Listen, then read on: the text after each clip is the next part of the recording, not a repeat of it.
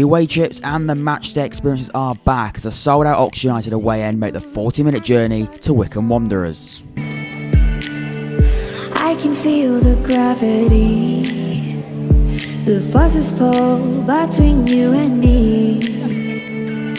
Yes. With Herbie Kane suspended, Mark McGuane comes into the starting 11 along with Nathan Holland and Jordan Thornley. Wycombe are also without Sam Vokes, who tested positive for COVID ahead of kick-off.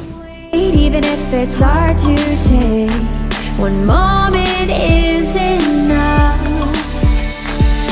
I will be standing here right by your side. I will be standing here till the end of time. I will be standing here all through the night, till the stars align.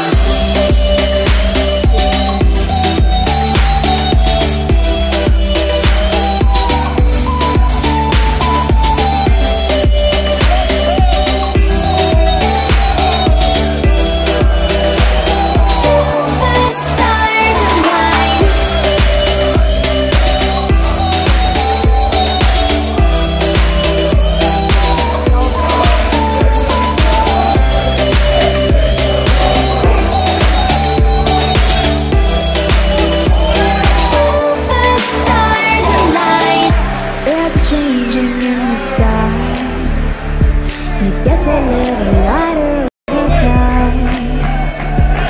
Yes, it's true, I'm falling hard for you, but The first highlight of the game for Oxford United is when Sam Long goes down just outside the penalty area, winning a dangerous free kick for the away side.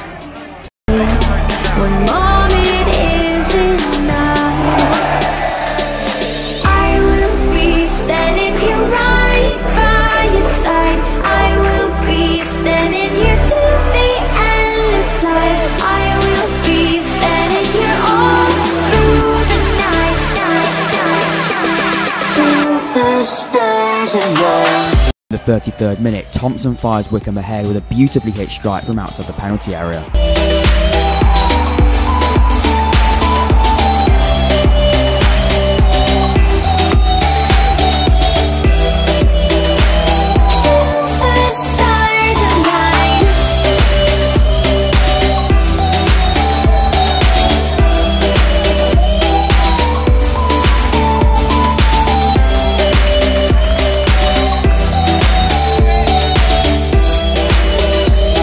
Break is Oxford United are trailing by 1-0.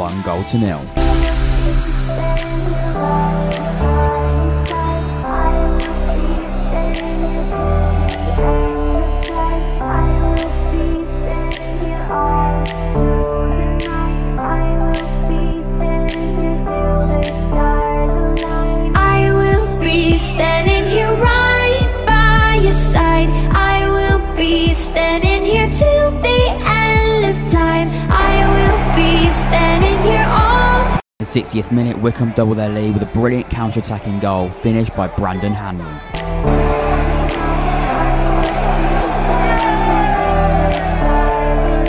I will be standing here right by your side. A few desperate attacks later for Oxford United, and the referee blows up for full time, with the game finishing 2-0 to Wycombe. Standing here all through the night. I will be standing here till the stars align.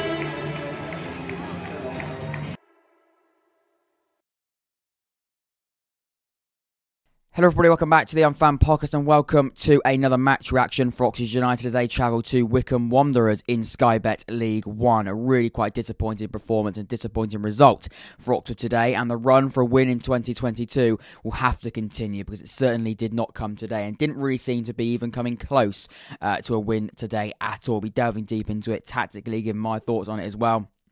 As you would have seen, I went to the game. It was a good atmosphere, really. It generally was a really, really good atmosphere. But the result really, and the performance more than anything, really contradicted that real party, upbeat atmosphere that a sold-out Oxford United away end filled. And the support that I think we showed was really, really good, really, really promising. And it did make a really good atmosphere. But support is not going to win you League One titles. Support is not going to get you promoted out of League One. It's about the performances you put on the pitch. And unfortunately, there was a really, really big contradiction between the support and the atmosphere that the fans showed, the travelling supporters showed against Wycombe today, from an Oxford perspective, and the performance that the Oxford United players fielded on the pitch. There was a real imbalance between the two of them, and that really is a concern.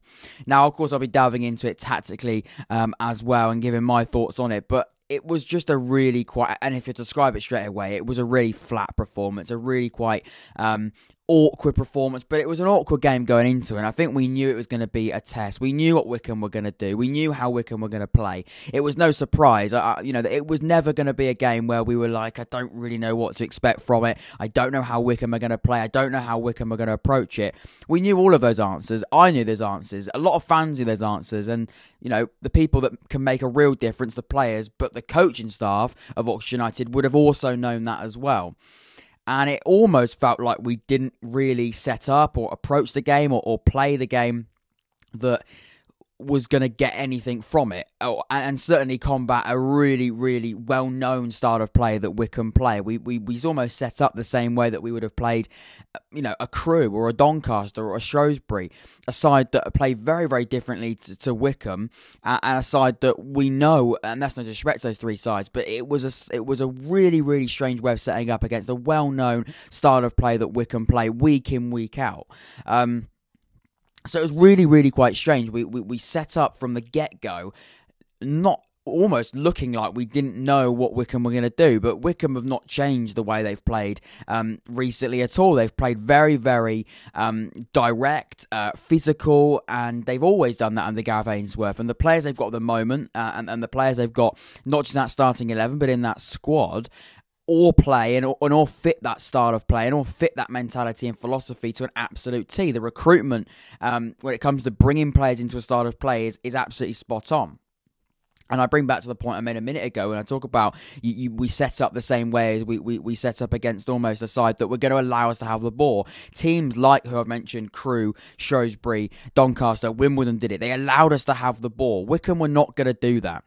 They might have allowed us to have a bit more of possession, but they certainly were not going to be, going to let us have the ball without, putting on an aggressive, and I guess really quite, the only way best to describe it is aggressive mentality, and that's exactly what they were going to do. We know that their style of play is lump it up to the big man up front, and it sounds traditional, it sounds old-fashioned, and it almost sounds like I'm disrespecting the style of play, but, and some people call it anti-football, some people call it, and I don't think it's anti-football because it's a style of play that, has been very, very successful for Wycombe. But it's very, very frustrating to play against. And from an entertainment perspective, and I'm not going to get into the argument of is football for entertainment reasons only. That's for a lot of people to have their opinions on. It's not the best game from an entertainment perspective. Of course it's not. But at the same time, Oxford United had to deal with what Wycombe were going to come and do. And it was no surprise how they were going to approach the game. I've got a few bullet points here, and my overview of it is disappointing. It is really quite frustrating, and the one thing that makes me even more frustrated is the fact that we were very, very in refusal, I think, to change the plan and change the way that we're going to almost, I guess, change our game plan through the 90 minutes of the game. We stuck with a plan A, and it's the plan A that Carl Robinson and as Oxford United fans we're very, very familiar with, and is that the right plan to go with from the start of the game against Wycombe? Probably not. I think today showed it definitely wasn't. You can't play this off the wall, high intensity, keep the ball on the deck, keep it on the floor, give and go style of play against Wycombe, because they're not going to give you that sort of time. Not because they're, extremely high in their press, but because they're going to be very, very aggressive, very, very forceful. When they do get the ball, they're so well organised and so well drilled, they're not going to give that sort of time on the ball because they're going to clatter you, and they're going to be very, very aggressive in their tackle. Again, I mean that in the most respective way possible, because so many times, and their goal today came from them hitting on the break. an issue. The second goal in particular was a shot that we had. They ricocheted off one of their players. They blocked it well, and they hit it on the counter attack. They were very, very good on the counter attack. They're not going to sit there and have possession. They're going to allow Oxford United to have the majority of the ball. We had more possession in the game, but when they do have the ball, they're going to be very, very good on their counter attack, and they know exactly what to do when they do have it. And again, they're very, very aggressive in the way that they play and I guess approach games. And they're not third in the league for no reason. They're a top quality side. And like I said at the start, you have to set up differently against these sides. And there was almost a reluctance, I think, from Oxford. And almost it's almost like we didn't... Yeah, it was a reluctance to change that and a reluctance to play differently. Could we have played differently? How could we have played differently? How could we have set up differently? I'm not really sure, because I think when we've got one striker, really, and that's Matty Taylor. And he didn't suit the game today at all, I don't think. And he's not tall. He's not overly physical. He's a great finisher and a great poacher, but he's not this sort of 6'5", really quite physical player that's going to give those centre backs Stewart and is it Tafazzoli or Tazzoli? He's not going to give them a real battle physically. They're going to win that every single time. Both of those players are very, very tall, very, very strong. And we didn't really give Taylor that much service anyway. But they're not going to do that. And when you start doing what Oxford United did when we went 1-0 down, and I mean going 1-0 down against this side is criminal anyway, because you're playing now against a side who are already very, very structured defensively. You've now got to get a goal against them to get back into the game. Well, that's going to be really quite difficult. And we've done it before this season against Cheltenham, where we've gone 1-0 down and we've then sort of gone, well, how do we get something from this game? How do we get back into this game? Well, why don't we try and go a bit more direct? Why don't we try and go a little bit more long ball, more route one? But against the side, especially today, that is an absolute no-go. You can huff and you can puff and you can try and change different styles. You can try and be a bit more direct. And whether or not that was a tactical change that Carl Robinson intended to make, it was a sign of desperation from the players, I'm not entirely sure, and we'll never know that. But it felt like we were going with this more desperate attempt, and it's not going to work against these sort of sides. It's not going to work, especially against the Wycombe, but especially against the size of the strength of these two centre-backs when you've got Matty Taylor as your only striker. Like I said, I'm not digging him out at Matty Taylor at all, because ultimately he didn't have too much of the ball. He didn't really have a chance in the game. He didn't really get an opportunity where he could show his amazing finishing that we've seen so far this season. But we're not stupid and we're not naive. We know Matty Taylor is not the sort of striker that's going to have his back to goal and win every header and physically battle every centre half of this league, and especially not the size and the strength of these two Wycombe centre backs. We know that. We're not stupid. So that was a real concern. And when you change your game plan to a more direct style of play against these two centre-backs, when you've got someone like Matty Taylor, it's going to cause a problem. Not in a good way, though. It's not going to ask questions. It's not a problem in terms of they see it as a problem. It's a problem for Oxford United, because you're not going to get anywhere. You're not going to cause a threat. And we're going to, inside, be thinking, that's fine. You can do that every single day of the week, because we know how to deal with that every single day of the week. We know exactly what to do. And, we fell into that trap. We know going 1-0 down against a side like Wycombe Wanderers, it is criminal. How are you going to get back into the game? But I can tell you one thing, it's not lumping it up to Matty Taylor, because he's not going to compete with those two centre-backs. Give Wycombe that credit again. Like I said, I'm not going to describe it as anti-football. It's not great football. From an entertainment perspective, it's not great. But ultimately, they are where they are for a reason. They have a very, very certain style of play. Gareth Ainsworth have got this sort of style of play absolutely clockworked into these type of players. He recruits the players to fit into a style of play, just like Oxford United do. Not in the same way, of course, and definitely not in the same playing style. But when you have a style, you've got to bring the players in, and you've got to recruit the players that's going to fit your style to a T. And let's be honest, Gareth Ainsworth has done that. He's got very, very strong physical players that know exactly, and every single player, whether they're in the starting 11 or come off the bench, they know exactly what to do. Now, Sam Vokes, we heard, has got COVID-19. He wasn't in the squad today. I don't think they missed him at all, because ultimately I saw some people say that Sam Vokes, who again, like I said, is a very, very strong physical striker, he fits that to a T. They didn't look that they missed him today. I don't think it made a difference that he wasn't playing. At the start, so if the Oxford fans going, that could be the difference between us winning and losing this game, because the quality that he offers, he does offer quality. But let's be honest, there was no way that was the difference at all today. I think Wycombe would have run that game regardless, and they proved that. They had Sam Vokes, the other week. They didn't have him this week, and they still beat us. So that was obviously not a factor that was big enough at all to impact the result. When we talk about a plan A, we talk about plan A trying to make it better. Well, we didn't do that either, but we certainly didn't have a plan B, and that was really, really worrying. We didn't know how to deal with the physical mentality. We didn't know how to deal with the players that they've got drilled in this physical style, and we got punished by it every single time, pretty much. We got punished, and when they made mistakes, we didn't punish them. And when we made mistakes, they punished us. And that feels like something that's happening in the last few games. I speak about recently, we haven't won a game in 2022. We have not been good enough. Last week against Lincoln, we were really, really off the boil. Against Cheltenham, we should have won that game, but we were still off the boil and didn't play well at all. And we're now in this game away from home. We've got Sheffield Wednesday next week. We've then got a difficult trip to Gillingham. We've then got a really difficult trip to Wigan. And then we've got a really difficult home game to Portsmouth. Every game, like I say, it's cliche, but every game in League One's tough. They do not get much harder than this run of games. It's going to be a challenge. Can Oxford get a grip and sort themselves out? Because the form recently has been abysmal. I don't know. I can't predict the future. I hope so, of course I do, but I really, really don't know. It's going to come down to what we do in the transfer market and in the transfer window. Does it look like we're doing anything in terms of ins? We're speaking a lot about the outs and possible players that are going to be leaving the football club. We're not speaking enough, in my opinion, about players coming into the club. Robinson was asked a question after the game about players coming into the club in the next few days. He very, very quickly answered, absolutely not. That wasn't a direct quote, but no, and a very, very quick answer, which is, yes, to me, very, very certain in the fact that no player's going to be coming in.